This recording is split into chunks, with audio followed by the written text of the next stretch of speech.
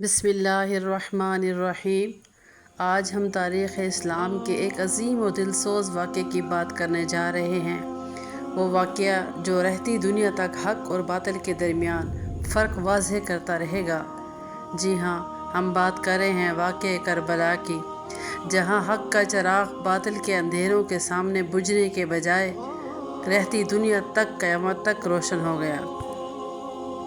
یہ واقعہ محرم الحرام کے مہینے میں پیش آیا، سن 61 ہجری میں، جب نواسہ رسول حضرت حسین رضی اللہ تعالیٰ عنہ اپنے کچھ جاننثار ساتھیوں اور اہل بیت کے ساتھ مدینہ سے مکہ اور پھر کوفہ کی طرف سفر پر نکلے۔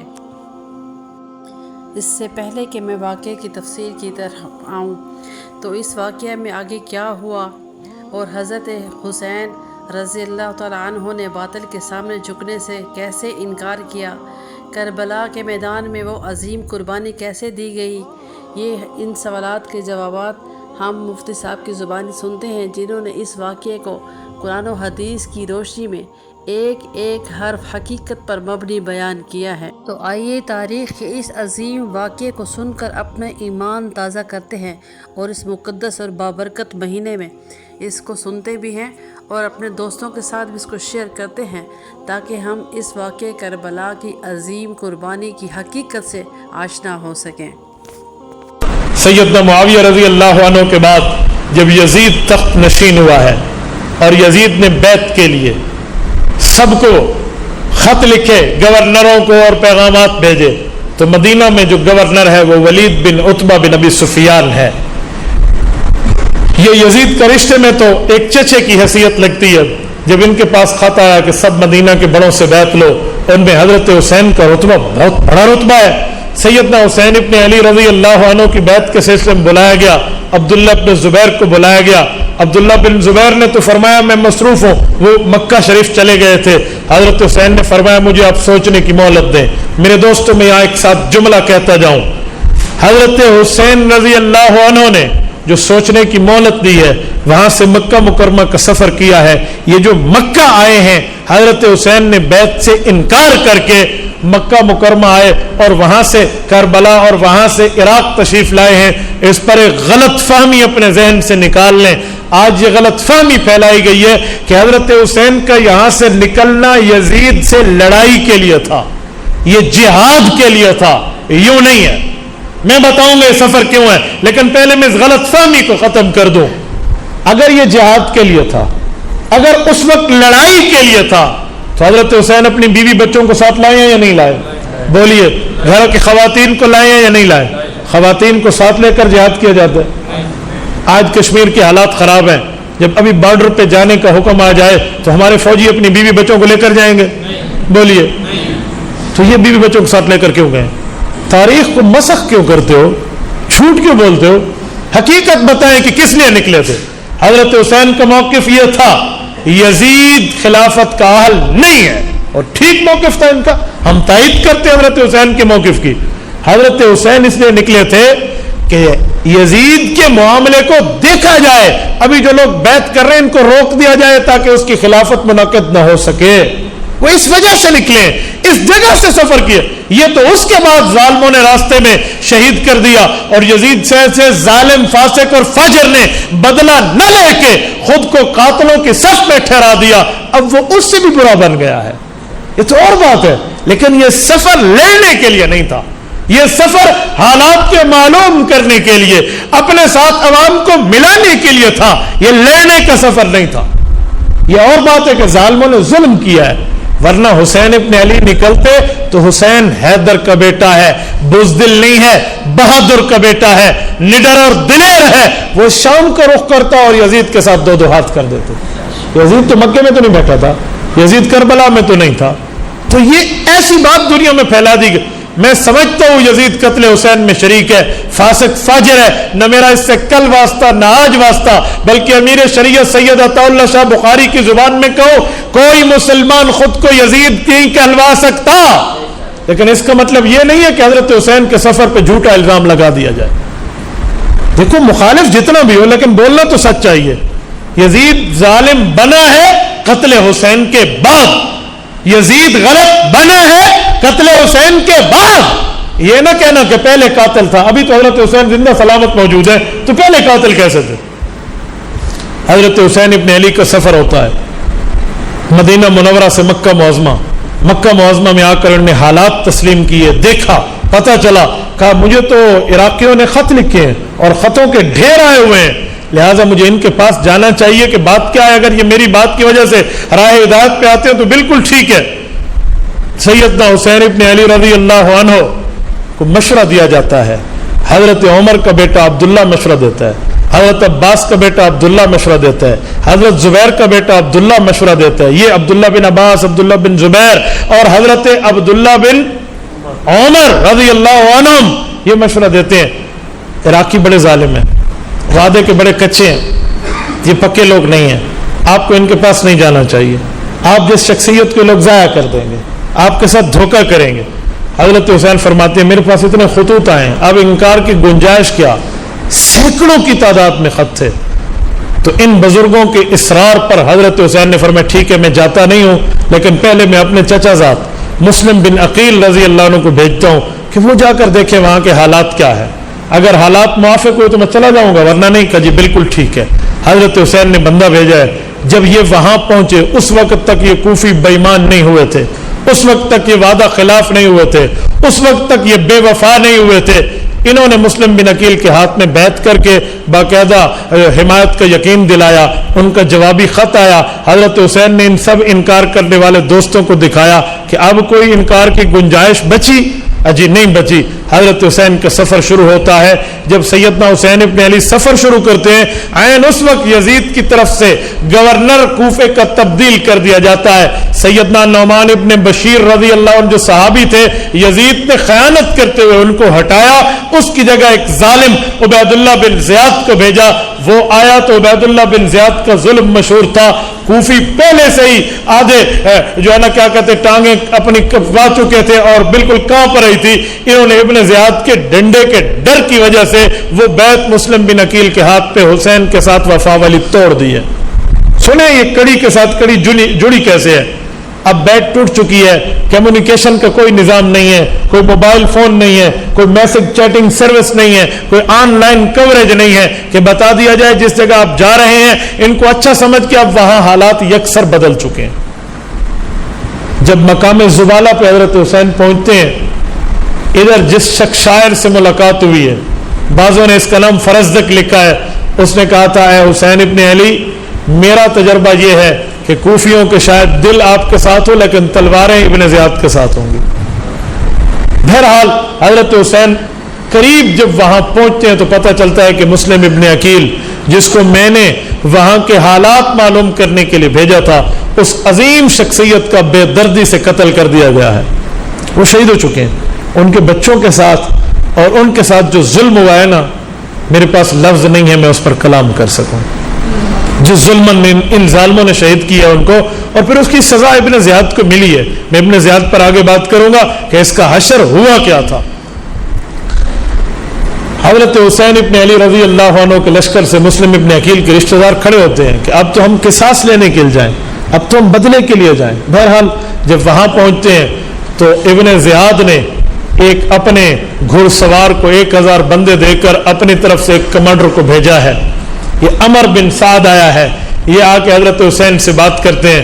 بات کیا ہے, وجہ کیا ہے, معاملہ چلا. اس موقع پہ حضرت حسین رضی اللہ تعالیٰ عنہ نے جو یہ 3 باتیں پیش کی ہیں, نمبر 1 مجھے واپس جانے دیا جائے, نمبر 2 مجھے یزید کے پاس بھیجو میں دیکھتا ہوں میرا معاملہ اس کے ساتھ چلتا کیا ہے. یہ لفظ بیعت کا نہیں ہے, لوگ جھوٹ بولتے ہیں کہ بیعت کرتا ہوں. ہاتھ میں ہاتھ دینے کا معنی 2 ہاتھ کرنا بھی ہوتا ہے. ہو سکتا تھا کہ شاید یزید سے حضرت حسین رضی اللہ عنہ کی ملاقات ہو جاتی تو شاید کچھ معاملہ بن جاتا, لیکن ابن زیاد جیسا ظالم جو درمیان میں تھا اس نے ملاقات نہیں ہونے دی. کیوں؟ وہ یہ جانتا تھا کہ جب حضرت حسن رضی اللہ عنہ کی ملاقات امیر معاویہ سے ہوئی تھی تو صلح میں بدل گیا تھا معاملہ. وہ یہ جانتا تھا اس ظالم جو خون اہل بیت کے پیاسے تھے, یہ ظالم ملاقات نہیں کرنے دے رہے تھے. یہ ہو سکتا ہے کہ سیدنا حسین جیسی روحانی شخصیت اگر یزید کے سامنے آئے اور یزید کا بس چل سکے, وہ کوئی بات کر سکے. یزید حضرت حسین کے پاؤں کی خاک بھی نہیں ہے, یہ کیا بات کرتا, لیکن ان ظالموں نے نہیں آنے دیا. عمر بن سعد کے سامنے یہ دوسری شرط. تیسری شرط تھی کہ مجھے کسی سرحد پہ بھیج دیا جائے, میں جانوں اور کفار کا معاملہ جانے. اس نے یہ تینوں شرطیں لکھی اور اپنے گورنر ابن زیاد کو بھیج دی کوفے میں کہ اب تو بات ٹھیک ہے, حضرت حسین نے تو بہت شرطیں پیش کر دی ہیں, اب تو معاملہ صحیح ہے, اب تو لڑائی نہیں کرنی چاہیے. اس جگہ عمر بن سعد کا لہجہ نرم تھا حضرت حسین کے ساتھ. جب یہ خط اس کا گورنر کے پاس ابن زیاد کے پاس پہنچتا ہے تو وہاں ایک اور ظالم بیٹھا ہے جس کو شمر ابن ذل جوشن کہتے ہیں. یہ شمر ابن ذل جوشن, اس کی ایک بہن ہے ام بنین, وہ سچی اور اچھی خاتون ہے, وہ حضرت علی المرتضیٰ کی بیوی ہے. ان کا ایک بیٹا عثمان ابن علی ہے اور شمر ان کا بھائی ہے ام بنین کا. لیکن یہ ظالم حضرت حسین کا بغض اپنے دل میں رکھتا ہے. اس ظالم نے گورنر کو مشورہ دیا کہ نہیں, اس کو چھوڑنا نہیں ہے. اگر یہ آج تمہارے ہاتھ سے چلا گیا اپنے بندے اور لے کر پھر آئے گا, اس نے پھر ہمارے معاملے کے خلاف کرنا ہے, اس کو کہو میرے ہاتھ پہ بیعت کر. ابن زیاد کا کہا. کتنی گھٹیا سرد, کتنی. ان کا حکمران یزید حضرت حسین کے پائے کا نہیں ہے, اور حکمران کا بھی جو ہے نا کیا کہتے ہیں, وہ گورنر حضرت حسین کی بیعت لے. نوکراں دے چاکر تے چاکراں دی کیش کیش. یہ مقام غیرت ہے جس موقع پہ حضرت حسین نے انکار کیا ہے اور ان کو کرنا چاہیے تھا. سیدنا حسین ابن علی المرتضیٰ رضی اللہ عنہ نے فرمایا جی میں یہ کام نہیں کر سکتا, آپ مجھے اپنے بڑے سے ڈائریکٹ ملواؤ, میں وہاں بات کر لیتا ہوں. ہو سکتا ہے حضرت حسین کو جو شک تھے یزید پر کہ اس کی نمازیں ٹھیک نہیں ہیں, اس کے حالات ٹھیک نہیں ہیں, اس کے اعمال ٹھیک نہیں ہیں, حضرت حسین یزید کو یہی کہتے کہ اعمال ٹھیک کر ورنہ ہم تیرے ساتھ دو ہاتھ کرتے. ہو سکتا تھا کچھ معاملہ بنتا, لیکن یوں ہو نہ سکا. اب جب ابن زیاد نے شمر کی یہ بات سنی, کہا اچھا, کہ عمر بن سعد جس کو آپ نے لشکر دے کر پہلے بھیجے وہ تو حسین کے ساتھ مل گیا, اس بندے کو ہٹا دو, مجھے بھیجو. تو اس نے 2000 بندے اس کے ساتھ شمر کے ساتھ بھیجے کہ تو جا کر عمر بن سعد کو کہے کہ تو حسین کے ساتھ سختی کرتا ہے بیعت کے لیے تو کر, ورنہ ہم تیری گردن قلم کریں گے. اب جو پہلے کمانڈر آیا ہوا اس کو اپنی جان کے لالے پڑ گئے, اب میری نوکری بھی جاتی ہے, میری زندگی بھی جاتی ہے. اس موقع پہ ان سب بے ایمانوں اور بدبختوں نے مل کے حضرت حسین کے ساتھ مقابلہ کیا. اس موقع پہ جب یہ شمر بھی ہے سارے, اس جگہ پہ جب ان نے ظلم اور تشدد کیا تو انہی کے لشکر سے حر تھا, حر ابن یزید. یہ یزید اور ہے, یہ وہ والا یزید نہیں ہے حر کا والد. یہ جو حر تھا اس نے اس موقع پہ اپنے لشکریوں کو کہا کوئی لانتی ہو تمہیں پتہ نہیں ہے یہ بندہ کون ہے؟ یہ وہ ہے جس کو رسول اللہ نے جنت کا سردار کہا ہے, اور تم جنت کے طلبگار بنے بیٹھے ہو. تم جنت میں اس کے بغیر کیسے جا سکتے ہو؟ تمہیں اتنی حیا نہیں آتی؟ اس کی زبان رسول اللہ نے چوسی ہے, اسے رسول اللہ نے پہلی گھٹی دی ہے, یہ فاطمہ کی نسل ہے, یہ حیدر ابن ابی طالب کا فرزند ہے, اور اس کا رتبہ آپ نہیں جانتے, اس کا فضل نہیں جانتے. اس کی کتنی اچھی 3 شرطیں تھی, تم مان لیتے. تم نے آگے جو ہے نا کیا کہتے ہیں ہٹ دھرمیاں شروع کر دی ہیں. اپنی شرطوں سے ہٹو ورنہ میں تمہارے ساتھ نہیں رہ سکتا. اس موقع پہ حر کی غیرت جاگی تھی, اس نے وہاں سے گھوڑے کو ایڑ لگائی اور حسینی قافلے میں آ کر شامل ہوا ہے.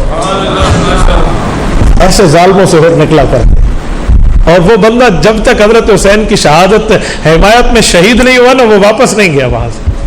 شہادت کے بعد اس کو قبرستان لے جایا گیا ہے. تو اس جگہ یہ جنگ ہے.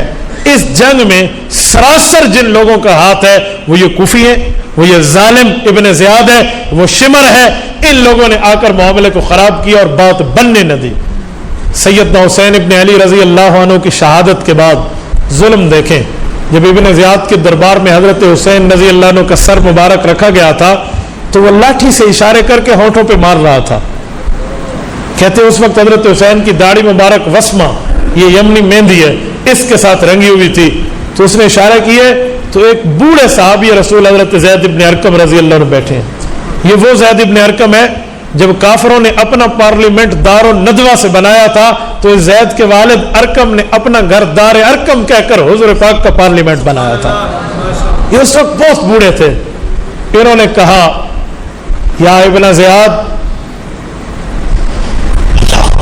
ترمذی میں لفظ موجود ہے, کہو ظالم عارض عن قضیبک ولقد رأیت رسول اللہ صلی اللہ علیہ وسلم مرارا یلازمہ, کہ اپنی اس لاٹھی کو اے بدبخت یہاں سے ہٹا دے, میں ان ہونٹوں کو کئی بار رسول اللہ کو چومتے دیکھا, کئی بار حضور پاک علیہ السلام کو چومتے دیکھے, اپنے یہاں سے ہاتھ ہٹا لو. اس کے بعد ان ظالموں کو ظلم دیکھیں. انہوں نے لشکر شام بھیجا ہے یزید کے پاس. یزید کی سب سے بڑی خامی جو اس کو برباد کر کے لے گئی ہے اور دنیا آج یزید پر جو ہے نا کیا کہتے ہیں تف کر رہی ہے، اس کی بنیادی وجہ یہ ہے جب اس کو قتل حسین کی خبر ملتی ہے تو اس کو چاہیے تھا یہ ان قاتلین کا کلا کما کرتا، یہ حضرت حسین رضی اللہ عنہ کے قتل کا بدلہ لیتا، نواز رسول کی شہادت ان سب کے خونوں سے حسین کا پسینہ افضل تھا، کوئی عام بات تو نہیں تھی، لیکن اس نے کیا بدلہ لیا ہے؟ صرف لان تان بدلہ ہوتی ہے تم ظالموں کو اللہ ذلیل کرے ہو، کیا کر دیا یوں کہہ کے یزید نے بات ختم کی ہے۔ اس سے سمجھ آتا ہے کہ تو اندر سے قاتلوں کے ساتھ ملا ہوا ہے، اس سے سمجھ آتا ہے کہ تیرے معاملے خراب ہیں، اس نے تو کچھ نہیں کیا ہوا۔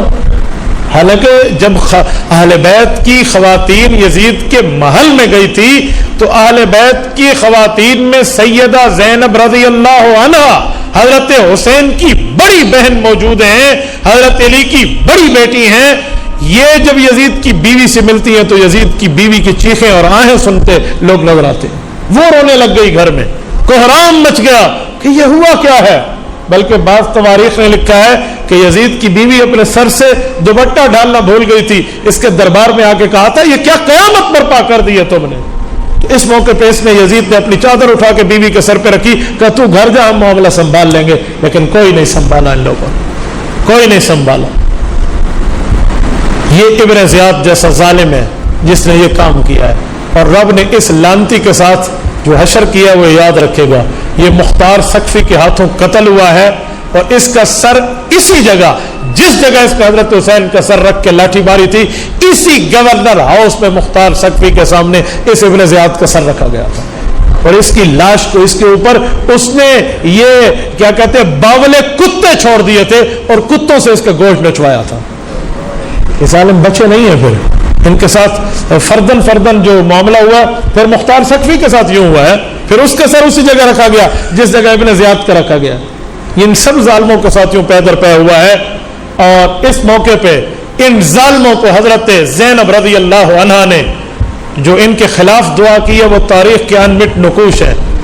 حضرت زینب نے فرمایا تھا میرا بھائی قرآن کا حافظ، میرا بھائی قرآن کا قاری، تم نے میرے بھائی کا خون بہایا، ناجائز بہایا، نہ حق بہایا، رب نہ تمہیں قرآن نصیب کرے بلکہ اللہ رب العزت تمہیں ذلیلت اور ذلیل بنا کر دنیا میں پیش کرے۔ وہ وقت اور یہ وقت قاتلین کو قرآن کا حساب اور قرآن کی دولت نہیں ملی، یوں قرآن کی دولت سے نہ قاتلین حسین میں قاری کوئی ہے نہ قاتلین حسین میں حافظ کوئی ہے۔ اس سیدہ کی بد دعا ہے، اس سیدہ کا جملہ ہے، وہ جو جملہ کہہ گئی تھی کہ میرا حافظ تم نے مارا، تمہارا حافظ کوئی نہ ہو، میرا قرآن کا قاری شہید کیا، تمہارے قرآن کے ساتھ واسطہ کوئی نہ ہو، اور وہی ہوا ہے، یہ وہی ہوا جو ان کے ساتھ تاریخ میں جو ہوا ہے وہ دنیا نے دیکھا ہے۔ آج ان کے نام لوگوں کو بتاؤ تو لوگ جانتے نہیں ہیں، لیکن حسین کل بھی زندہ باد تھا، حسین آج بھی زندہ باد۔ حسین یزید کے سامنے نہیں جھکا تو ان یزیدیوں کے سامنے کیسے جھکے گا؟ اور میرے دوستو یہ 10 محرم الحرام عصر کی نماز سے پہلے کا ٹائم ہے، سن 61 ہجری۔ سیدنا حسین رضی اللہ تعالیٰ عنہ کی عمر 54 سال ہے اس ٹائم، 54 سال، ایک روایت میں آتا ہے 58 سال ہے، اتنی عمریں ہیں سیدنا حسین ابن علی رضی اللہ تعالیٰ عنہ کے ساتھ ان لوگوں نے اس لشکر میں یہ کام کیا۔ یہ جو دنیا میں پھیلائے جاتے ہیں نا کہ اہل بیت کی خواتین نے سروں سے چادریں اتار لی تھی، اس جھوٹ جیسا دنیا میں کوئی اور جھوٹ نہیں ہے۔